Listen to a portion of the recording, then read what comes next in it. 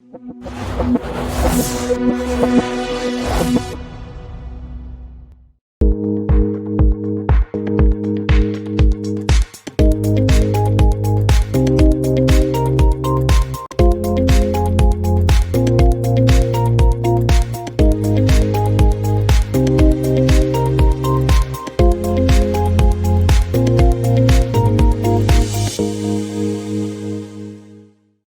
we're back. Thank you for joining us again today. My first guest is Gary Stefaniak with Big G Home Inspections. Hey, how are you? Hi, fine, thank you.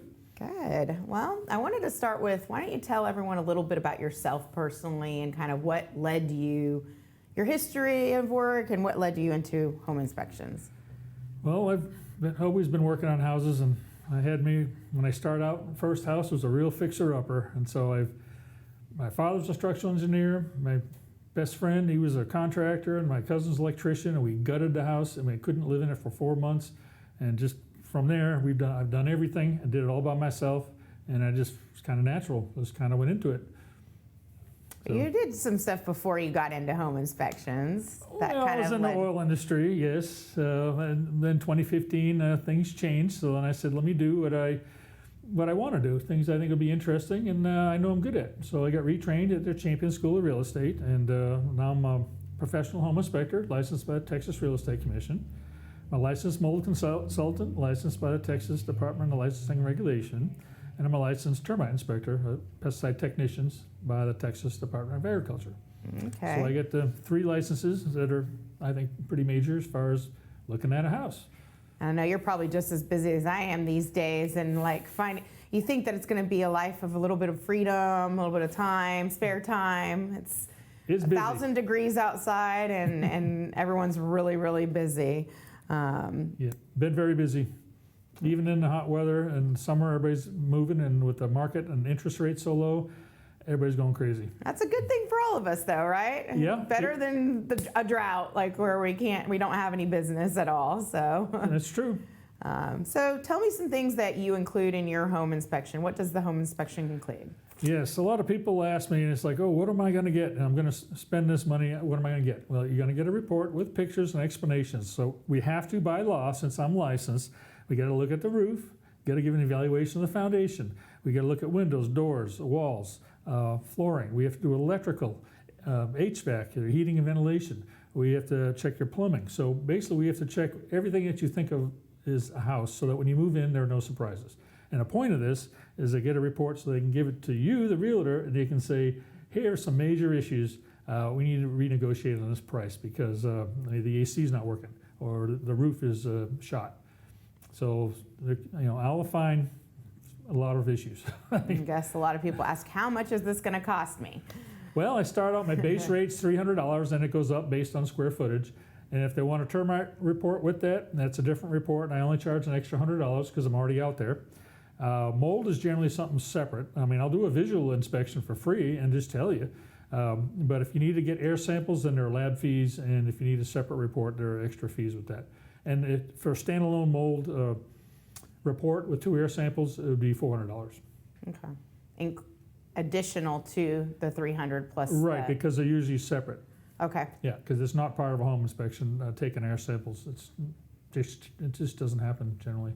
Yeah, and I mean, it's smart to do a termite in Houston just because we were moist weather, and we have... Mold and termites love moisture. If you have excess moisture, or the 3 most common problems I see with houses, bark mulch too high up against the foundation, bushes up against the house, and tree branches against the house. They will hold moisture against the house, and that's how you can get termites in your house. I mean, I guess everyone puts bushes to make it look nice and stuff, but that's what they can crawl right up and get right in the house. It looks nice, and I've seen brick houses where they have a pattern, a crisscross of vines. I said, oh, it's beautiful. I says, I hope you're treating every 6 months for termites because they just crawl up on them vines and they go in the cracks in the brickwork and they can infest your house. Is there any other way? I mean, how do they normally, that would probably be the number one thing that gets them in your house, but what would be some other things that you'd want to avoid? Soil too high up against the base of the bricks, which is the top of the foundation. You need to have 4-inch spacing, or if you have wood siding, you need to have 6-inch spacing. That way you'll see the termite tubes They generally come out of the ground. There's two types of subterranean termites in Houston, and then they have drywood termites. So yeah, the most common ones are the subterranean. I learned something last week, just actually doing an inspection with Gary and, what the drywood, someone had told one of my clients that they had drywood termites in their house. And he was like, well, what was the evidence on that termite, and were there wings? And I was like, I don't know. I wasn't there, but I asked the client, were there wings? And they're like, no wings, but that's the telltale sign of having. Drywood termites swarm in the spring, and they usually congregate around lights, and then they drop their wings and they work their way in your house. And they're trying to create a nest. Everybody says, oh, they're flying ants. I'm like, no, probably not. They're termites. So if you see a big pile of wings in the springtime, you may want to get an inspection for drywood termites. And they're some of the worst ones. Because that's when you have to tent your house, and that could be a good 10, 15 to 20 grand. Yes, depending on the size of your house, Yeah, to get your house tented and fumigated. And they do not need moisture. So the termites live in the ground. They have tubes. They have to stay moist all the time. And that's why they build tubes in your walls going up to your 2x4s and everything, because they got to stay moist. And then they find pine or the wood they like, and then they start eating. And they can travel 20 feet away from the ground where they're living. Okay. But they got to go back to their nest, And I've heard of a thing too, once your house is tented, it's pretty much going to move to the next house. The next house, is that true? I'm not sure about that. I don't know. That's a good question. Okay. Well, maybe for another day. I don't think so, because I think when they tent it and they spray it, it kills them. They won't just scare them away, or they know, oh my God, they're not that smart. They're not fast enough either, probably. Right. So I guess one of the questions, again, to have multiple certifications, so you don't have to get multiple inspectors out there, because a lot of people don't have the regular standard. Those are licenses. I'm also certified for septic as a septic inspector and pool spa inspector.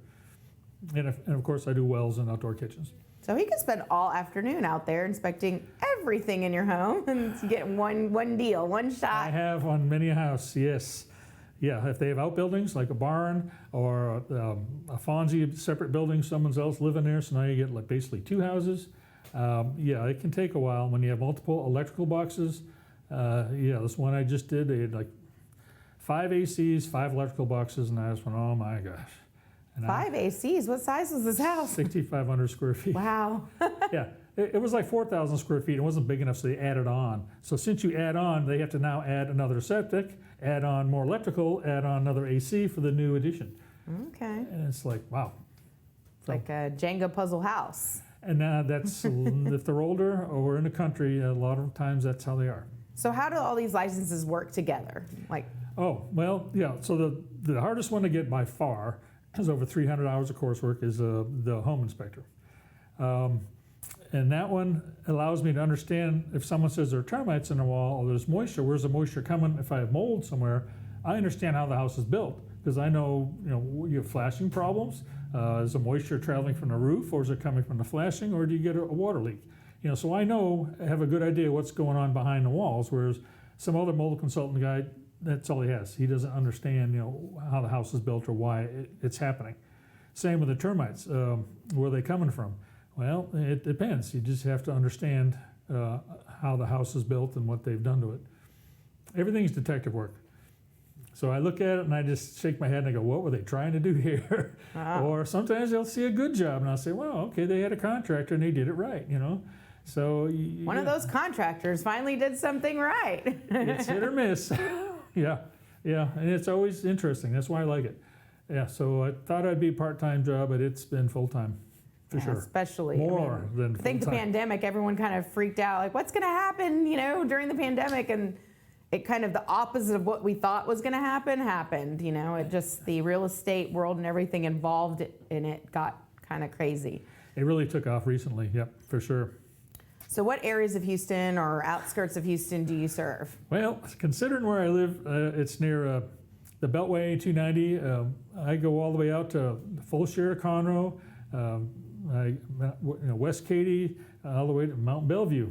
So within an hour drive, and I can get anywhere pretty much within an hour. It surprises me. The Pearland, I'm doing one soon, and it's actually not that far. Yeah, Pearland's actually the closest suburb to Houston. You know, a lot of people don't even know that, but it is, to downtown Houston, and that's what they consider when they're doing mileage. They do it from downtown Houston, and Pearland actually is the closest suburb to Houston. 288, So, yep. Yeah. So tell me of like the strangest story. I mean, I know you've got a lot of them probably, and I know we can talk all afternoon about them, but tell me one of the strangest stories. This Sunday, I got my first bullet. A first bullet in a roof. That's a big thing for home inspectors or roofers. I was up there and it was a little 22. I'm like, oh, finally I got my first bullet after like 500 houses. I finally get my bullet. So it went through like one layer of shingles and didn't go through the second layer. So, yeah. So anyway, That that's was kind probably from someone just popping off in the air. I mean, people don't realize how dangerous that is. It's a thing on Facebook. A lot of home inspectors, oh, here's my first bullet, because they climb on roofs. We're always looking for defects, and eventually you're going to come across one. I was in a friend's backyard in the Oak Forest area, and they had their picnic table out, and the picnic table had a bullet in it. Ooh, that's scary. From something that had fallen. I mean, just think if someone was sitting there. It's scary to think that people just act so frivolously with guns. I know, I know. So the other funny story, it was Halloween day, and Halloween was that night, and I go up on a roof, not on a roof, into the attic, and I'm up there, and I look to my side, and I go, oh my God, there's a skeleton.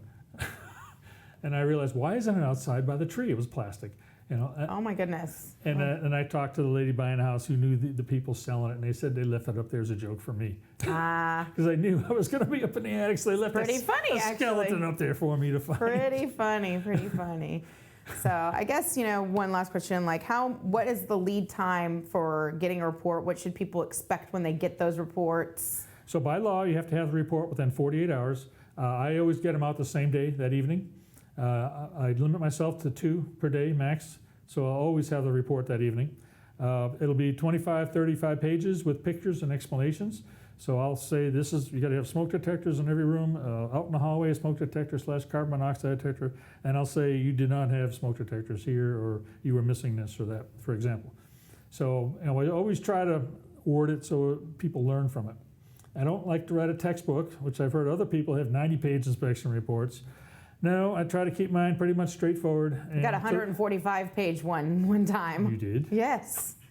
Not mine. Yes, ridiculous. So if it's good, I'll say inspected. I always try to put a picture in of the AC label, water heater, and cooktop, just because that's where you look at the serial numbers and we get the ages from those units, and you get information from that. So people know, and I'll say this is the age of the unit. This is, you can either see it or you can look it up yourself. Because people always want to know how old is my AC. You do a summary as well. Oh yeah, and it has a summary of defects, and it's just 1 page worth of things. And when inspectors do that, it makes it really easy to just kind of go straight to the summary, because those are kind of the highlights of what you should really focus on. And when I tell people and realtors, I'm like, all right, you're going to have all these defects. It says don't sweat, because a lot of them, because the building changed, the standards changed. The codes, yeah. Yeah. So it's like okay, I got to call out, a damper clamp. Your garage door is not self-closing. You don't have to fix anything in my report. And I recommend pick the big things. Your AC is not working. It's Houston. That's a big thing. Yeah, roof, foundation, and AC. I say are your 3 big major things that are high costs. So.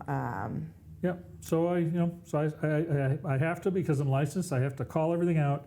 But then I'll tell them, this is what we recommend. You fix everything, but realistically, these are the highlights. Fix what you can, with time, Okay, perfect. Well, I really appreciate you coming on the show, Gary. It's always good to see you. I appreciate you inviting me. Well, why don't you tell everyone how they can get a hold of you? Well, bighomeinspections.com. So I have a website, or you can just text or call. My phone number is at 281-770-9925. Awesome. Well, it's great to see you, and thanks again for coming on the show. We'll be right back with our next guest.